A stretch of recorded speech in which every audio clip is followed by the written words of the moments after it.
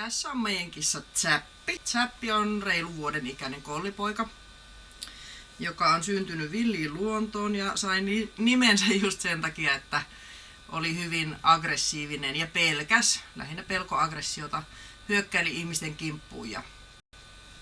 Ja sitä määrätietoisesti ruvettiin opettamaan, että ihminen on ihan mukava ja ihmisen käsi antaa ruokaa ja ihmisen käsi silittää. Nämä kissanpenut on nyt ensimmäistä kertaa tutustumassa eläinsuojeluyhdistyksen tämmöiseen ulkoiluhäkkiin. Ne on vielä niin arkoja ja ujoja, että ne ei uskalla tulla omasta kuljetuskopasta ulos.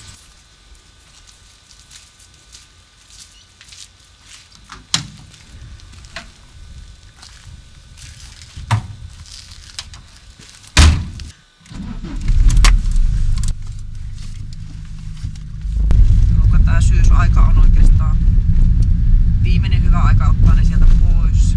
Ja varsinkin ennen kevättä, jolloin taas alkaa kiima-ajat, jolloin kissat rupeaa lisääntymään. Niin on tärkeää, että ne saadaan sieltä lisääntymiskykyiset kissat pois.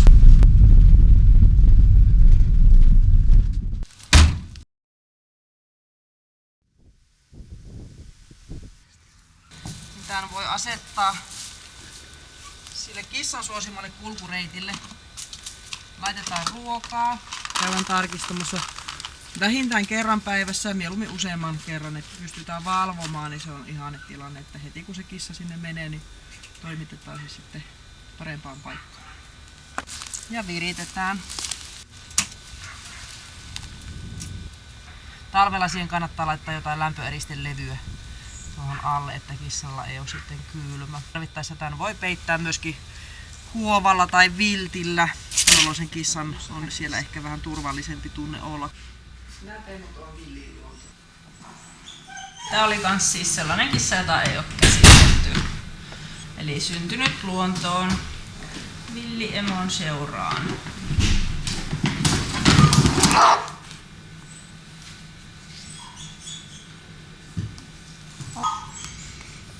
Noin. Täällä on nyt vähän paha olokin, kun täällä on niin jännää tää kaikki, kun se ei ole joutunut ihmisten kanssa olemaan. Niin sitä pelottaa. Kissaa kannattaa harjoittaa jo pienestä pitäen käsittelyyn. Että ne tottuu sitten, kun tarvii eläinlääkärissä käydä, niin ne on tottuneet siihen, että niitä käsitellään. Ja se on aina helpompaa sekä sille eläinlääkärille että omistajalle kissan käsiteltävissä. Omia taitoja kannattaa harjoitella myöskin siellä kotona, että harjoittelee näitä kiinnipito-otteita, koska kissat ei aina ole ihan välttämättä yhteistyöhaluisia näissä tilanteissa. Ja määrätietoiset otteet. Ei tuoteta kipua, mutta pidetään se eläin esimerkiksi tässä tapauksessa paikallaan ihan riittävän laajalla otteella, jolloin se ei tuosta pääse pakenemaan, mutta ei sitä puristeta sen kummemmin, mutta silloin heti paljon turvallisempi olo, kun sillä ei ole mahdollisuutta, että sillä ei ole liikkumavaraa siinä. Se voisi mennä häkkiin takaisin. Ja ne on otettu vähän arveluttavista olosuhteista. Tässä on korvassa tämmönen naarmu, että varmaan kutittanut nämä korvat, kun näissäkin näyttää kyllä, että korvapunkkia täällä on. Moro moi. Korvat ihan ok. Nonni. Olikohan näillä ollut minkäänlaista silmävuotoa? Ei tietääkseni näin. Ei ole mitään halkiota tuolla suussa, kitalaissa. Hampaat on symmetrisesti, leuat asettuu vastakkain. Korvat siisti. Nämä onkin lääkitty jo silloin kertaalleen ulkoloisten varalta. Tummaa töhnää on. Ja nyt minä vähän kaivallaan sieltä topsilla tuolta korvasta näytettä. Tää ei satu kissaan, mutta ei kannata ihan omin päin mennä syvältä kaivelemaan. Laitetaan tähän slaidille ja sitten minä mikroskoopilla katon, että näkyykö siellä elämää.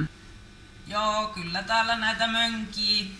Korvapunkkitartunta villinä eläneissä kissoissa saattaa pysyä siellä aikuisten kissojen korvissa. Kroonisena vaivana ja sitten herkästi varsinkin pentuihin tarttuu ihan emästä tai sitten muista ympärillä olevista kissoista.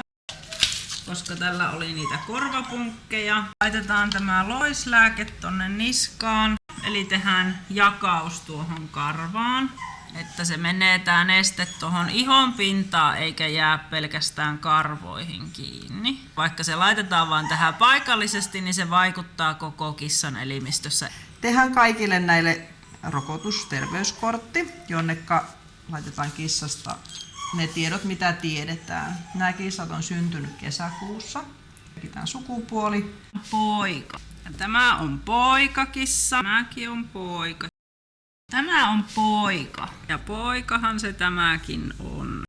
Tämän värinen kissa ei voi olla poika.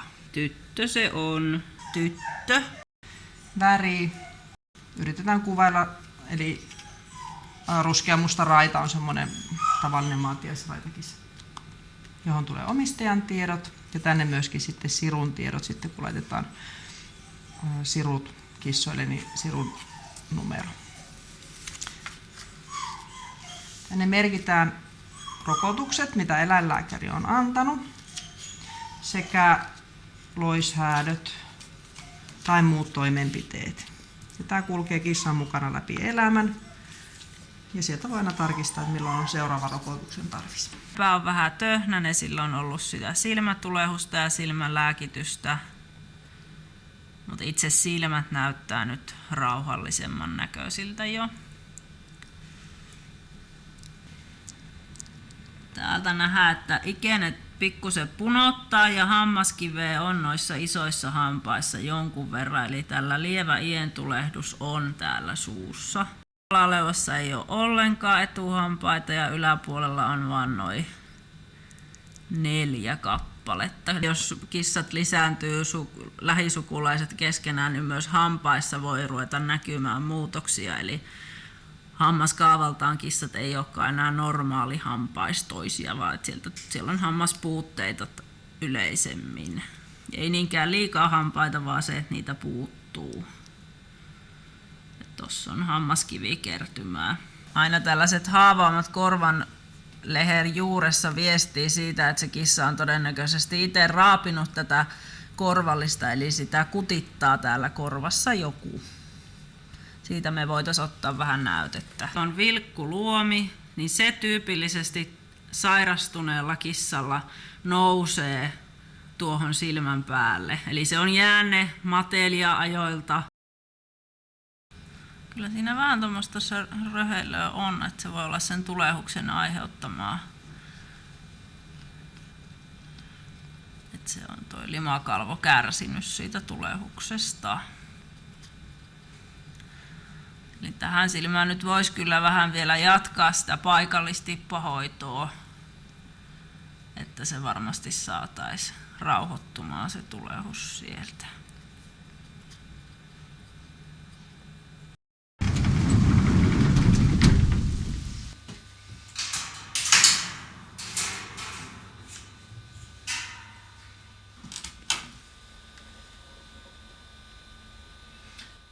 Tässä on nyt ainakin 3 eri pentuesta olevia kissoja, jotka on kaikki syntynyt tuonne villiin luontoon tai pihapiireihin. Mutta sillä tavalla, että ne on ollut tämmöisiä vahinkopentuja. Kaikille löytökissoille ja huostaanotetuille kissoille pyritään löytämään ensisijaisesti uusi koti, mutta ellei sitä uutta kotia sitten sopivaa kotia löydy, niin viimeinen vaihtoehto on sitten pistää ikiuneen, eli eutanasia.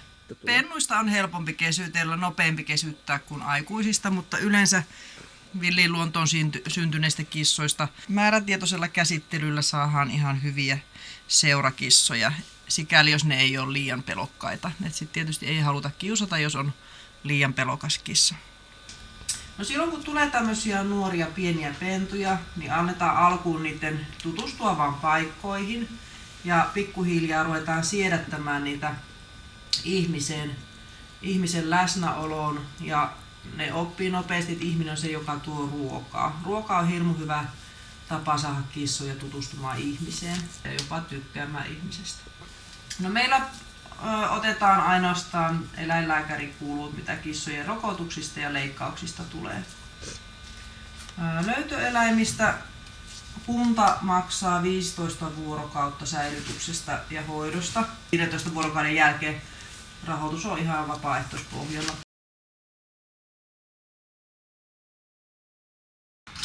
No, me vähän vielä testaillaan tässä tätä emoa, että rupeako sillä jo ahdistuneisuus ihmistä kohtaan yhtään niin kuin laskemaan, että jos se näyttää vähänkään merkkejä siitä, että se ihmisen läheisyys niin kuin vähemmän ja vähemmän ahdistaa, niin silloin olisi toivoa vielä päätyä perhekissaksi.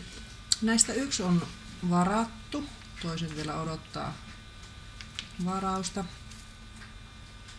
Nämä on vielä niin pieniä, eli näiden pitää antaa kasvaa ennen kuin voidaan luovuttaa uuteen kotiin.